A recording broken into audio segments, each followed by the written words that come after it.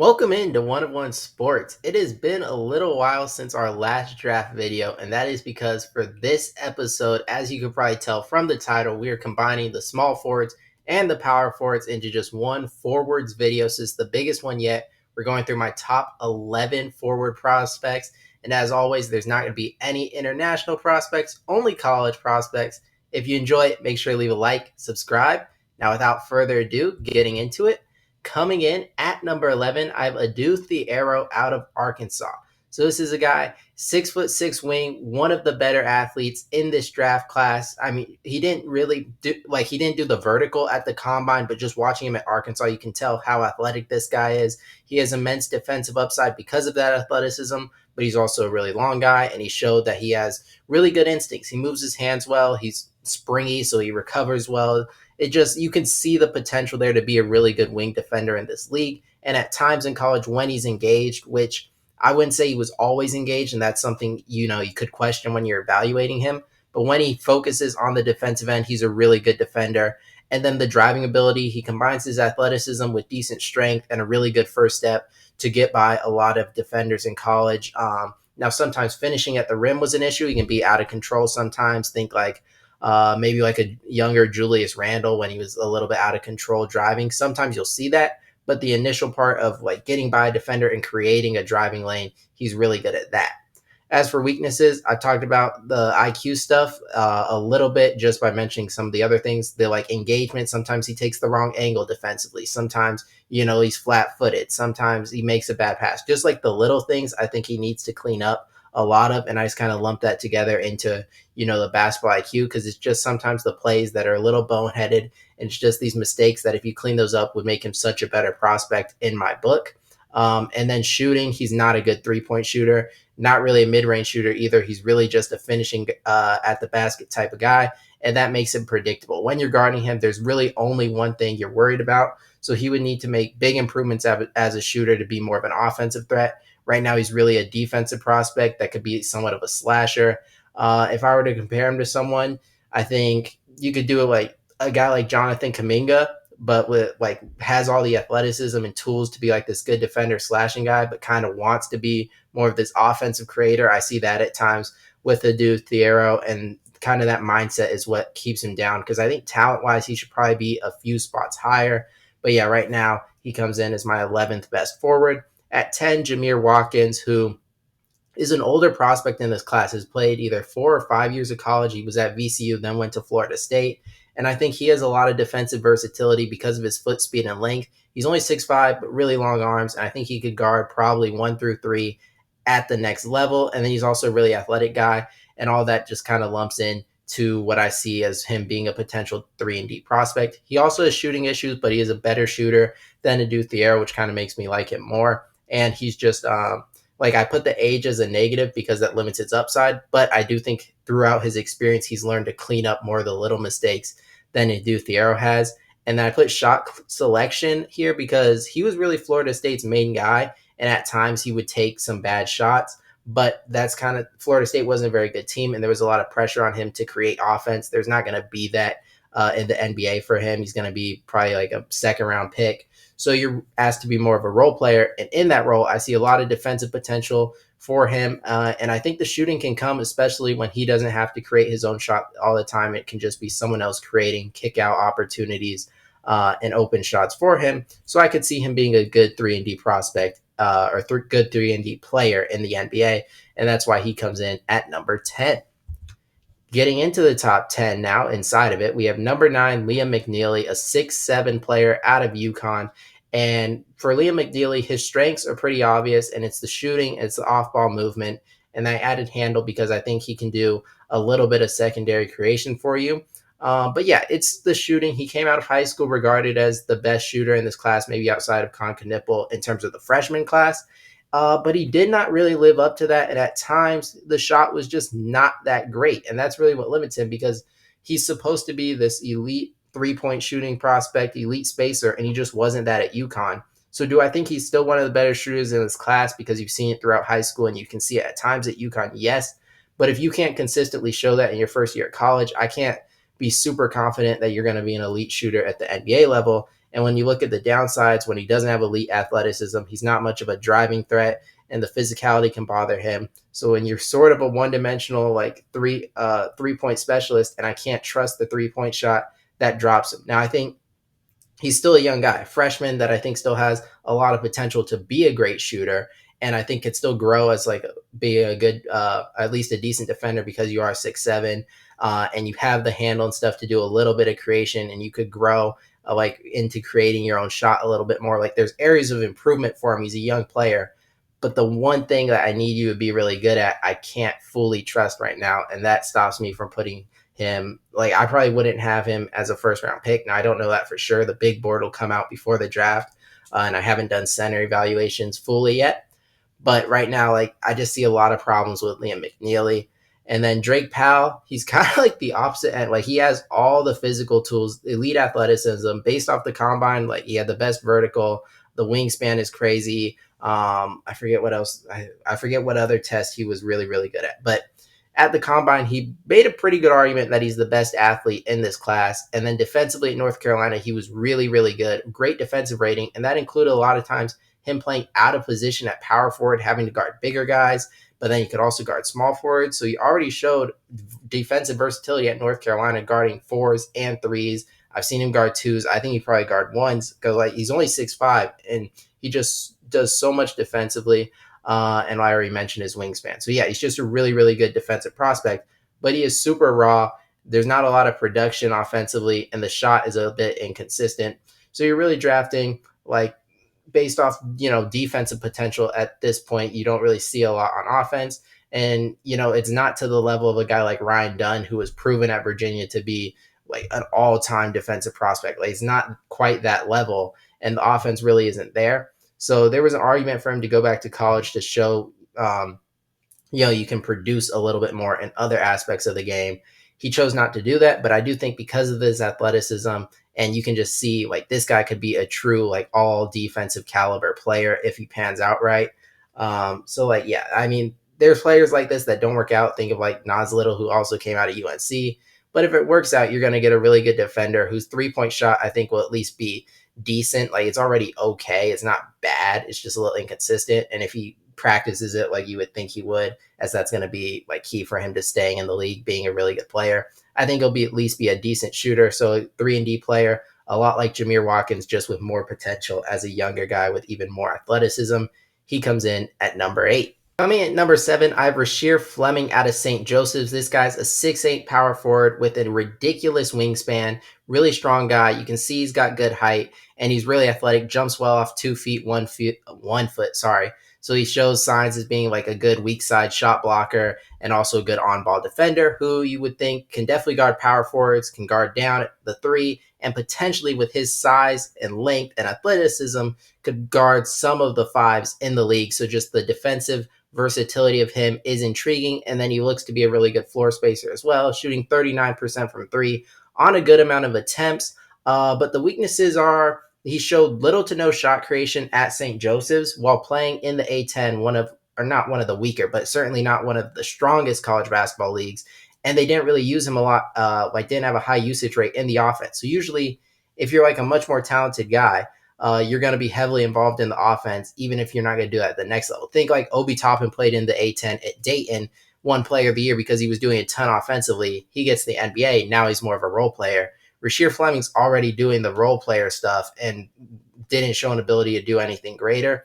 So, the increase of competition to the NBA, does he scale as a role player? That's a question I have for him there.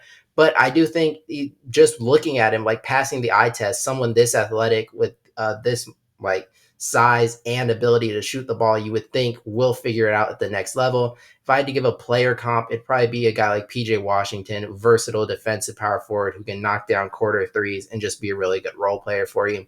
That's what I see out of Rasheer Fleming. He comes in at number 7.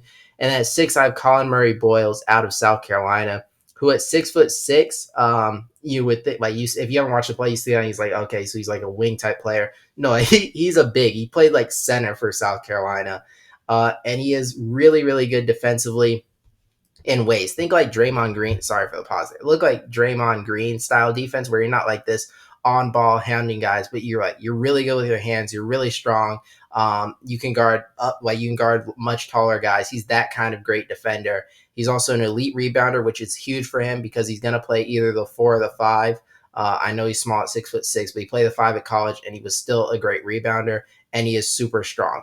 But the cons are he is not a floor spacer. He shot poorly in college. He shot terrible at the combine, and the form does not look good. There's no signs of him being a good 3-point shooter at the next level. And then obviously he's very undersized. He's sort of like a small ball center, but at 6'6", like that's a big gap. And he's not the most athletic guy. So for all his defensive ability guarding bigs, with his strength, how good he is with his hands, boxing out, like all the things he does well, that doesn't necessarily translate all the time on the perimeter because he's not necessarily the fastest perimeter defender. He's more of a post defender guy, help defender, that kind of thing. So at 6'6", you don't really want him guarding the other 6'6" players in the league. You want him guarding bigger guys.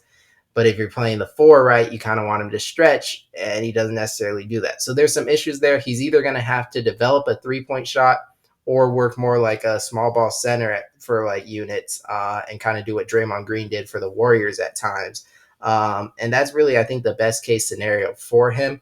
I'm not saying he's going to be Draymond Green, and he is bigger than Draymond Green. Like, he looks more like a center. But I would say that's kind of like his best case scenario there, like the ceiling for him. So now we can get into the top 5, starting with Asa Newell, a power forward out of Georgia, who's listed at 6 foot, or measured in at 6'9", I should say. In his strengths, he was an elite offensive rebounder, one of the best in the country, and then I think he has really good defensive potential, as he's like this pretty bouncy guy who could be a good help side shot blocker, but also showed pretty good perimeter defense at Georgia and had a decent steal rate, so he makes impact plays in both ways in terms of steals and blocks. On the weaknesses, though, he's not a floor spacer right now. And like I said, for Colin Murray Boyles, if you're going to play power forward in the NBA in this like age, you're going to need to be a good shooter. He's better than Colin Murray Boyles, certainly, but not really a good 3-point shooter at all right now. You'd have to improve a lot there. And then offensively, he doesn't really do a lot of shot creation. Like he drives at times, but he's not great at it. It was more so just post touches or second chance points for him. So right now, not a ton of offensive upside, at least from my standpoint, evaluating him. The questions for him is he really a power forward, or is a team going to want to play him at center at the next level? Because, he's not the strongest, but you see with a lot of these new guys like Chet plays center at time, like Evan Mobley more of a power forward. That would be like the ceiling for Asa Newell. But, Jaren Jackson Jr. played center, then moved to power forward. So it's kind of like, which role is he going to be at the next level? And then is he versatile or is he limited? Because I've seen guys who like, oh, he can guard power forwards and centers, but is like also able to step out and you're really valuable as a defensive piece. But then if you're not, you could end up like, I don't know, John Collins, Marvin Bagley, like these types of tweener guys who you weren't good enough defensively and you aren't going to run an offense through them. And then you just kind of end up being these players who aren't really valuable. That's a concern I have for Asa Newell. I believe in his defensive potential enough and the rebounding to make him a top 5 forward prospect in this league. And I do think the 3-point shot will come along to at least be serviceable at the next level. So I believe he will be successful, but there are certainly some pretty big questions. At number 4, I have Will Riley, who's more of a small forward out of Illinois. And the strengths here, he's like this really, or not like, he is just a really good shot maker and a difficult shot maker at that. And he also moves really well off ball, so he can do catch and shoot. But he can also shoot with a guy in his face. And the shot making here just jumps out. Outside of one guy coming up, you'll see probably the most gifted shot making forward in the class. And then weaknesses, I have defense listed here because he's not really great with his foot speed. At times can be blown by. And then his wingspan's actually, I think, a little, or it might be the same as his height. So he doesn't have great length to make up for the lack of foot speed. And at times, even though he looks like a smart defender who's in the right place, he just has limitations on that side of the ball. And then the handle and strength, because I listed here because sometimes it seems like he's just not strong enough and the physicality makes him lose the ball. Other times it might be at the handle. So when I'm looking at that, I think as he ages or as he gets older, right, he's going to get stronger naturally. They're going to have him work out and he's going to practice his handle. So I'm not too worried about either of those. But right now, like in terms of its instant impact, I think that's a concern.